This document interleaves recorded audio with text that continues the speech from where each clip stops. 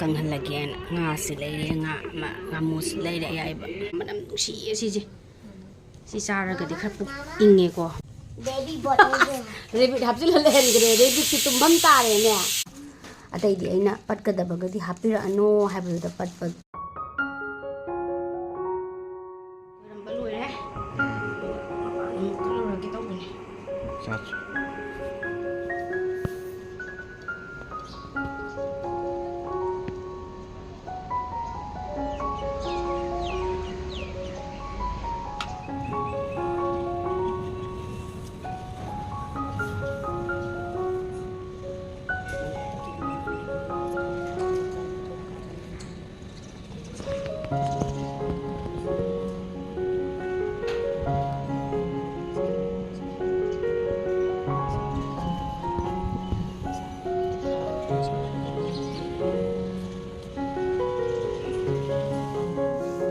이롤라게 영사까 이롤라게 mayamtu yumdai tharapasi mu harau bale nuai bale te ko nuai da badu macha ri lam nei jabani na sum cha badu phat phat ta phangdi phangaga su side phangi lei jai ko du targa ju ima ipa na nungsi na thabirak ba haibam su lei dana ko adugi mana thabire e macha ai gi damak ta hek hai khibaga kui de dum thabire e ami di leijadabani na haidi mi changakpa lakpa adu da di khara thiba wai ko aduna imana adum thabire posta sidingai se leire ado sise yongchak iron thoge ado sisu uyen sisu happy adai di aina patkadabagadi hapira ano haibada pat kadabangai dim ta hapirakte aduga sumaina adum leibi yaba thamya masabudi dum soksale dubu saba yaba condition dum oidana ko aduna sumaina semaga sampoko lojare manganya ponti ko yam tang lakpani kaga pali pala borsu adum saba yaba condition di oiradi dum saba yaidana ko slide da mi yam dam ina kana tawe tangkak ni yongchak lu phutle ta ka hapsalage madi am thun thun musali hai bako kana to baga ka thalak baga ala sangtri sang miti ngile sa hobna tradi anda iman thabira panina magul leba pot ina mangani de bedo mapana kari no makhum panbi ba khopi ba na pi ba hore cha school ka dore tauri se class 1 ka dore magi notebook sida sticker na pina bana sem saba hore taurije amuk sagalakpe amuk summer vacation amuk laani ka hodana hatamja aduga moi tham khatane aduga syllabus barbar thun taksalaani hida khapa mi dudi school chahandagi new dress ne tangdi cha de masagi kanone se sagi new dress yengo sida chagi new dress school chahandagi ko class 1 ka be dress sida leire loisale satore yamna masak su phajat to e sister la amina ka big sister big didi oidarovina ka nice pana kana tongjenbiri new susu leiru re ngarang na la hagala la belai ni sidi ma han ba class ni tin bion ka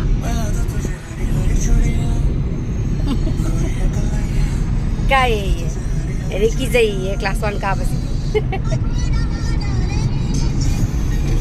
sangre ayo nursery का 12-20 पे छुट्टी ngasi je injang na bile besalu bane ngasi je moi nimidangi hafta gi friday market tawe boko adugi injang na bile ru bahala tangai ri ketin ka bahala tangai ri ada suming minasi kai leirak bano do aswari salu bagi ko hangam je yaurame loisalak pasida sun chaning man gi dana mapul ama lausale sagal e haira jisu haira leire e kano tawre ngang school gi moi ko haira yaw da ya de ko na angur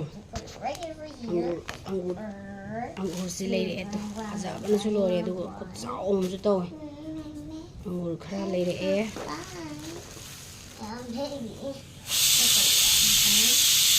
hawai ka loisale pochai matam nin sum loisale tang su tang khale sak su phajaba khara wa le to ꯀꯩꯅꯣ ꯇꯧꯔꯦ ꯑꯗꯨꯒ ꯁꯦꯝꯁꯨ ꯂꯧꯁꯟꯕꯤꯔꯛꯑꯦ ꯃꯣꯏꯗꯤ ꯍꯩ ꯔꯥꯁꯦ ꯁ꯭ꯀꯨꯜꯒꯤꯗꯗꯤ ꯍꯩ ꯔꯥꯁꯦ ꯈꯔ ꯑꯗꯨꯝ ꯃꯔꯥꯡ ꯀꯥꯏꯅ ꯍꯥꯞꯄꯤꯔꯛꯑꯣ ꯍꯥꯏꯌꯦꯕꯀꯣ ꯑꯗꯨꯅ ꯍꯩ ꯔꯥꯁꯤꯁꯨ ꯋꯥꯠꯄ ꯌꯥꯗ꯭ꯔꯦ ꯍꯥꯏꯇꯥꯔꯦ ꯑꯗꯒꯤ ꯊꯕꯤ ꯁꯥꯒꯠꯂꯛꯄꯁꯤꯗꯗꯤ ꯂꯣꯏꯅ ꯏꯪꯂꯥꯁꯤꯡ ꯌꯥꯝ ꯄꯥꯝꯅꯩꯁꯦ ꯑꯉꯥꯡꯁꯤꯡꯁꯨ ꯑꯩꯈꯣꯏꯁꯨ ꯑꯗꯩ ꯊꯕꯤ ꯈꯔ ꯑꯃ ꯂꯧꯁꯜꯂꯛꯑꯦ ꯆꯦꯟꯈ꯭ꯔꯦ ꯑꯗꯒꯤ ꯑꯣꯔꯦꯟꯖ ꯀꯣ ꯑꯣꯔꯦꯟꯖꯁꯤꯁꯨ ꯈꯔ ꯂꯧꯁꯜꯂꯛꯑꯦ ꯄꯤꯛꯇꯛ ꯇꯧꯔꯒ ꯌꯥꯝ ꯅꯨꯡꯁꯤ ꯑꯣꯔꯦꯟꯖ ꯈꯔ ꯂꯧꯁꯜꯂꯛꯑꯦ ꯁꯤꯅ ꯑꯩꯈꯣꯏꯒꯤ ꯀꯩꯅꯣꯅꯦ ꯋꯥꯁꯔꯨꯝ ꯆꯪꯐꯝꯒꯤ ꯃꯃꯥꯡ ꯊꯝꯅꯕꯅ ꯍꯦꯟꯗꯜ ꯂꯧꯁꯜꯂꯛꯑꯦ ꯕꯥꯠꯔꯨꯝ ꯆꯠꯄꯒꯤ ꯍꯥꯏꯇꯥꯔꯦꯀꯣ ꯁꯤꯅ ꯂꯧꯁꯜꯂꯛꯑꯦ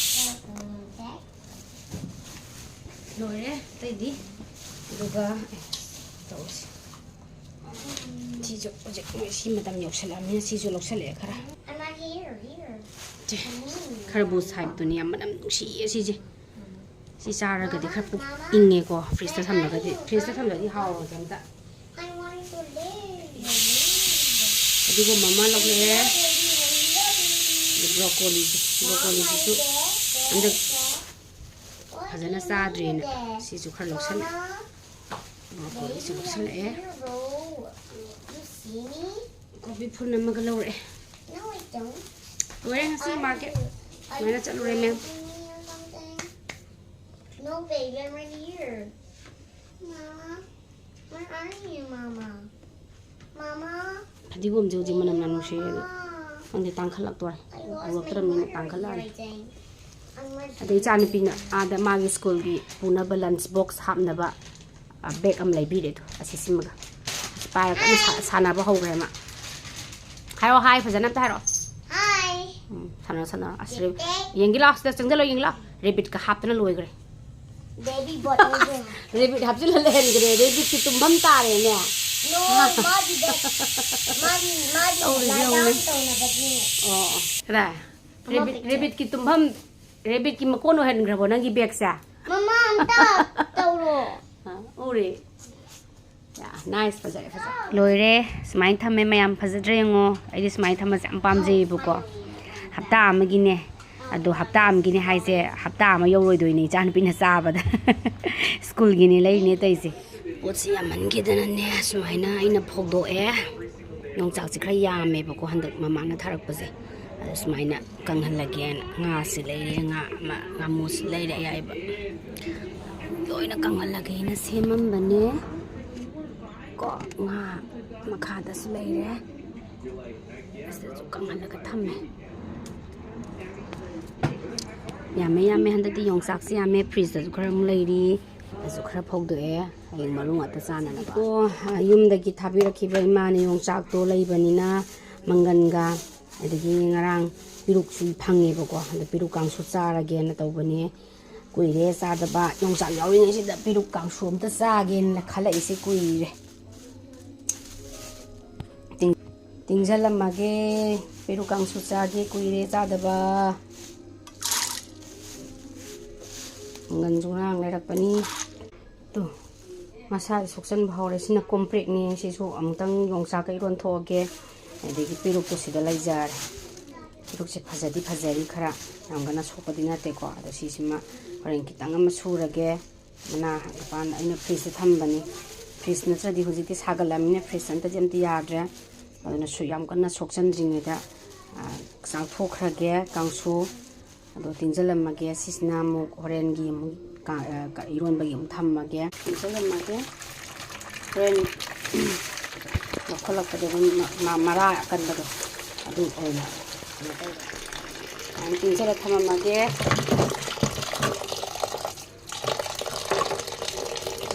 ꯇꯤꯡꯁꯤꯜꯂꯒ ꯍꯣꯔꯦꯟ ꯉꯥꯛꯇꯪ ꯂꯩꯔ ꯃꯔꯥ ꯀꯩꯅꯣ ꯇꯧꯔꯒꯦ ꯃꯔꯥ ꯂꯧꯊꯣꯛꯄꯤꯗꯣ ꯇꯧꯔꯒꯦ ꯈꯔ ꯇꯦꯛꯈꯠꯂꯤꯉꯩ ꯆꯥꯍꯧꯗ꯭ꯔꯗꯤ ꯍꯦꯛꯇ ꯃꯅꯥ ꯀꯩꯅꯣ ꯇꯧꯁꯜꯂꯤ ꯅꯨꯡꯉꯥꯏꯇꯦꯗꯅꯀꯣ ꯑꯗꯨꯒ ꯃꯒꯟꯁꯤ ꯂꯩ ꯃꯒꯟꯁꯤ ꯊꯝꯃꯝꯃꯒꯦ ꯄꯦꯔꯨꯛ ꯁꯦꯝꯗꯣꯛꯑꯒꯦ ꯉꯁꯥꯏ ꯇꯤꯡꯉꯒ ꯊꯝꯕꯗꯣ ꯁꯦꯝꯗꯣꯛꯄ ꯍꯧꯔꯒꯦ ꯊꯣꯡꯅꯕꯒꯤ ꯁꯦꯝꯅꯕꯒꯤ Mathian. Amoina, Piruxi Hapage. No Sally in Sida. Mina Piru Kang Sugar is a good as any was out of Simtogi qua. The laser as a drown. Some drink as a manto lawyer, have selage, put lage, come talk again. Go. Sit on the pan mazam yarn. Look at the never seen yard again.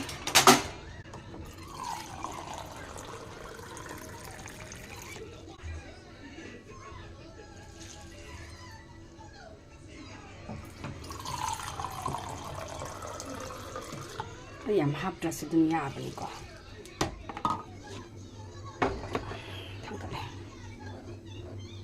Piss, and in a home like Kumakam to ya. Andre, no comes a go, and the Kamalage, and the Mangan.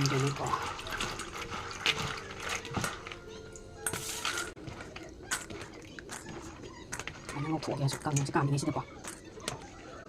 Quiggy Tinja, I said the Apuntini, standing in it. Upon the lady, Manunga Legera, the Sunny every idea. Kang Sidana Mangangico. Mangan get hung at lage. Salakan that happen. Suddenly, to come up to him or a conto for it. Then a mangan ngowri, a dog a piru come to Paloi.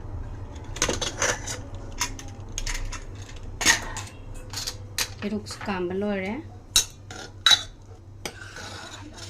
Yare.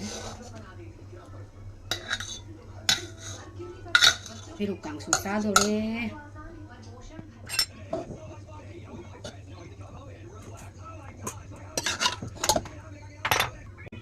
Saya masum salalaki. Yam banate da kitang khang ni mi ani ungi di dum yara ba. Dani yongchak le re. Yongchak se lo sala bani na ko. Maruji anta ba soido ge tawon. Piruxi mu soirage.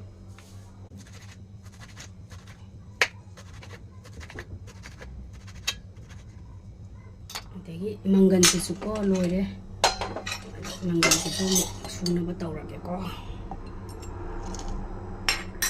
Laire sida met pa hawrage ko. Yongchak si laire, mangan si laire, piruk si laire. Met pa hawdarage.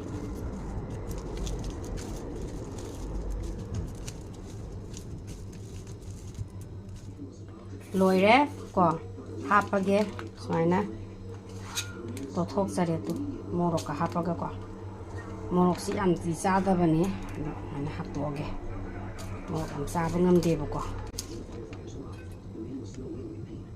loire ngasi gi mathen peru kangsu suaina sem bye loisan jari